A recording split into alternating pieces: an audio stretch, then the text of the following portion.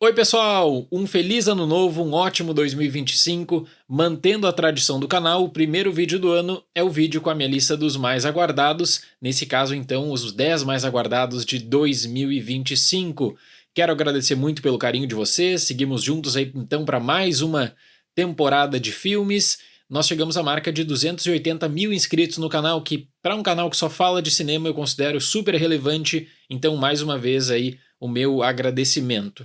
Montar essa lista acaba sendo também um desafio por algumas questões. Em primeiro lugar, quem acompanha o canal há mais tempo sabe que eu estou tentando mudar a metodologia para colocar nessa lista filmes que tenham bons indícios de lançamento no ano, para não criar bolas de neve situações como o de The Way of the Wind, que inclusive aparece nessa lista, eu adianto, mas porque existe um indício forte de lançamento então em 2025, algo que não dá às vezes para você colocar quando olha para o cinema europeu. Tem um filme de Drácula, do diretor romeno Radu Jude, que eu aguardo bastante, por exemplo, que ele fala que é uma abordagem própria da Romênia sobre Drácula. Só que, por exemplo, não tem indício se vai chegar nesse ano ou fica para depois. Então o primeiro desafio é montar lista com filmes que ou tem data confirmada ou boa perspectiva e, claro, né, fazer essa análise apenas para 10 filmes. Eu sempre digo que esse é o desafio. Se você não acompanhou a temporada de listas, os links estão na descrição. Eu publiquei sobre os 10 piores, os 10 melhores e também as 10 maiores decepções, aí no caso, tudo de 2024. Vamos começar com o 10º lugar, que é Fórmula 1, que é um filme-evento do Joseph Kosinski, diretor de Top Gun Maverick, que conseguiu um grande crédito, inclusive, com essa questão do filme-evento criado em torno, obviamente, também do retorno do Tom Cruise, da franquia, mas pelos avanços que ocorreram durante as filmagens. As técnicas de captação, e nesse caso Kosinski disse que junto do diretor de fotografia Cláudio Miranda, eles tentaram fazer o máximo para levar tudo que eles conseguiram com Top Gun Maverick aí para a Fórmula 1 no cockpit, se afastando só daquele tipo de imagem que você tem da Fórmula 1, né, que acaba levando em conta muitas vezes todo o jogo de câmeras tradicional de transmissão, que tem também muita qualidade. E eu tenho essa boa expectativa por conta do diretor, de entrar no mundo da Fórmula 1, só que por outro lado também aí eu preciso colocar que esse é um projeto extremamente caro da Apple, registros de que passa inclusive da marca de 300 milhões de dólares de investimento, que tem o Lewis Hamilton como produtor, tem licenciamento da FIA, só que passou por vários e vários períodos de refilmagem. Até o finalzinho do ano passado, por exemplo, eles ainda estavam gravando conteúdo.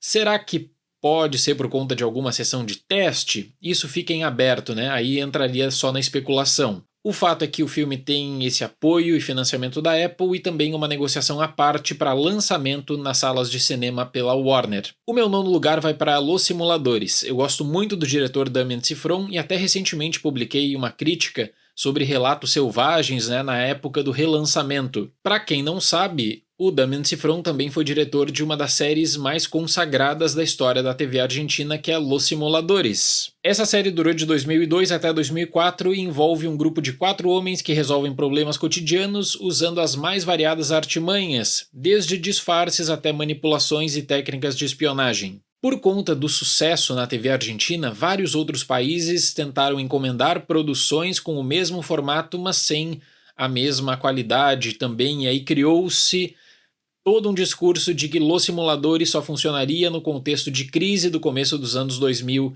da Argentina. O Damien Cifron, agora com parceria com a Paramount, confirmou que o filme será lançado em 2025 e que contará inclusive com o elenco original. Eu confesso que eu não gostei muito do último filme do Cifron, que foi Sede Assassina, uma tentativa de entrar em Hollywood de algum modo, e é legal ver que agora ele volta para a Argentina para fazer esse projeto. O meu 8º lugar é Pro Agente Secreto, um novo filme dirigido pelo Kleber Mendonça Filho, que tem o Wagner Moura no elenco e que inclusive recentemente em entrevista o Wagner disse que não pode revelar mais detalhes, que o Kleber também não quer que ele revele detalhes antes do anúncio oficial. Eu acredito que esse longa, por exemplo, terá estreia no Festival de Cannes deste ano. É uma história que tem o pano de fundo na ditadura, uma discussão sobre o contexto político no Brasil, aí situado na cidade de Recife.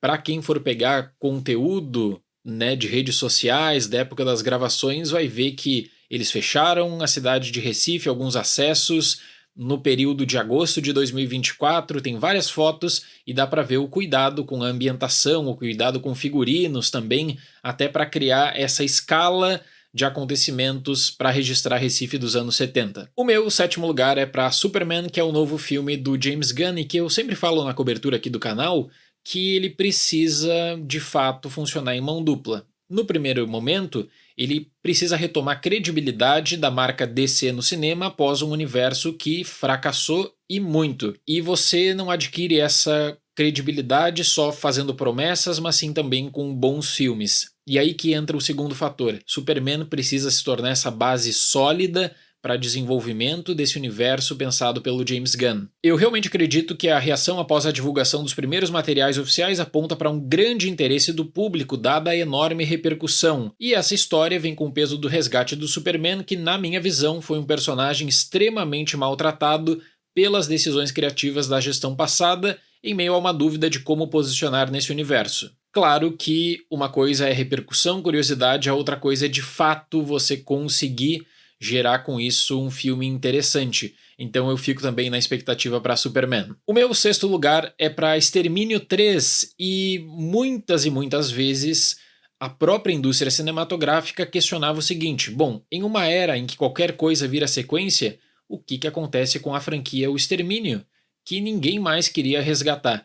Tanto é que para a Sony conseguir os direitos para explorar agora, então com outros filmes, acabou sendo uma batalha que inclusive leva em conta a distribuição dos dois filmes anteriores. A decisão de chamar Alex Garland novamente para o roteiro e ter a direção do Danny Boyle marca um sinal extremamente importante de ao menos dar essa visibilidade para a primeira parte. Eu confesso que eu não fico tão entusiasmado com esse plano a longo prazo que na verdade já diz o seguinte: bom, já de largada tem uma trilogia de filmes e provavelmente mais material para explorar sobre extermínio aí a curto prazo. Mas tem essa volta das pessoas que realmente criaram a franquia, seja para desenvolvimento ou para a questão da direção do Danny Boyle, que é marcante. Eu trouxe a crítica já dos dois filmes anteriores do canal, e o fato de chamar o Cillian Murphy de novo se torna também um baita diferencial. O meu quinto lugar é para o novo filme da Kathryn Bigelow, que vai ter uma produção da Netflix. Aliás, a Netflix não só garantiu um grande financiamento para Kathryn Bigelow retornar após um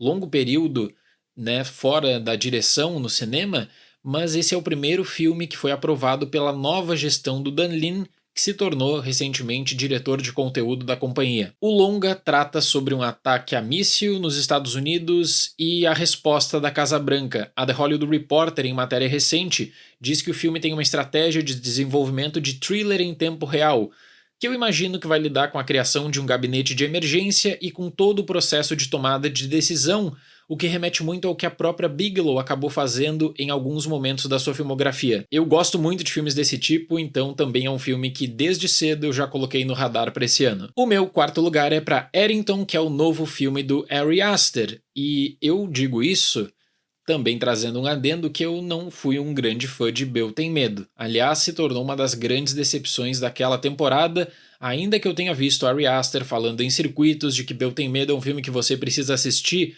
2, 3 vezes para realmente lidar com a grandeza do desenvolvimento da história.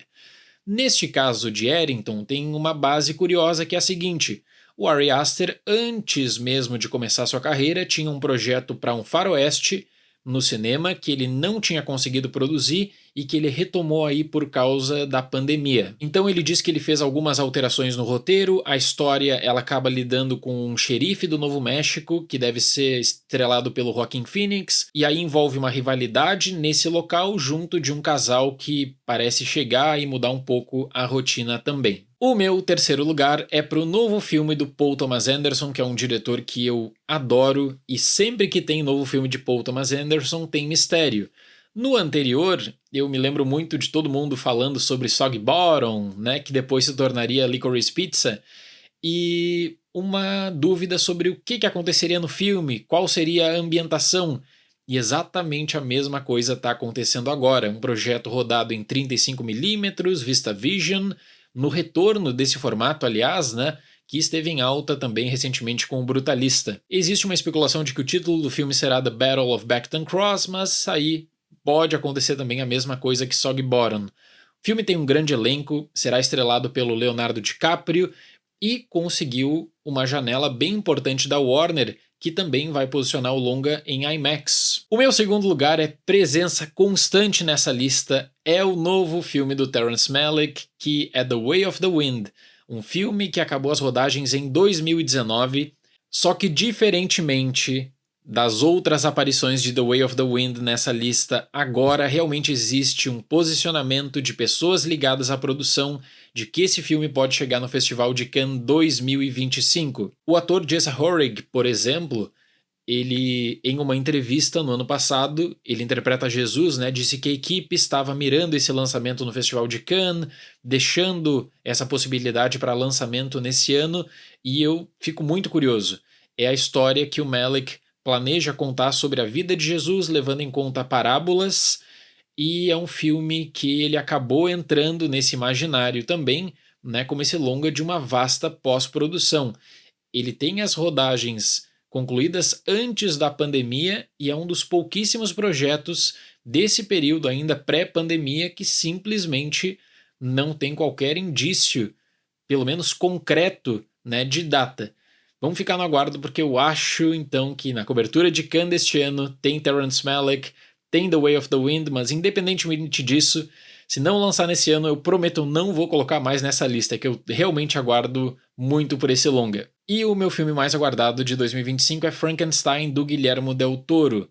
Eu gosto muito do del Toro e eu penso que ele tem uma mente criativa para lidar com projetos às vezes consagrados que é brilhante. O vídeo que ele fez em Pinóquio. O Del Toro, por exemplo, acredita que todas as adaptações de Frankenstein seguem uma mesma base do que adaptar do texto da Mary Shelley. E aí o Del Toro diz que ele quer lidar com um debate existencial sobre o monstro, levando em conta algumas coisas que foram mencionadas, seja em Frankenstein de 31 ou em A Noiva de Frankenstein de 35. E aí depois do sucesso de Pinóquio, o Del Toro conseguiu realizar esse sonho de produzir Frankenstein também com o apoio da Netflix. É um desafio, fica apenas em 10 filmes, tem vários outros lançamentos no mercado, especialmente para a temporada de festivais. Mas esse vai ser um ano bem especial, eu pretendo ampliar ainda mais a cobertura aqui no canal, tem muito conteúdo que eu ofereço para membros sobre dia a dia de festivais. E aí, por exemplo, meu primeiro lugar é para um filme do Del Toro e nós vamos discutir Del Toro na aba de membros do canal Histórias do Cinema. Vai ser bem legal, então eu deixo o convite também para quem quiser se tornar membro do canal. Agradeço mais uma vez pelo carinho de todos vocês, continuamos juntos aí nessa temporada de filmes e quem quiser deixar nos comentários a lista dos mais aguardados ou pelo menos qual é o filme mais aguardado, vai ser bacana também ver os comentários de vocês. Certo, pessoal? Muito obrigado pela atenção, até mais e tchau!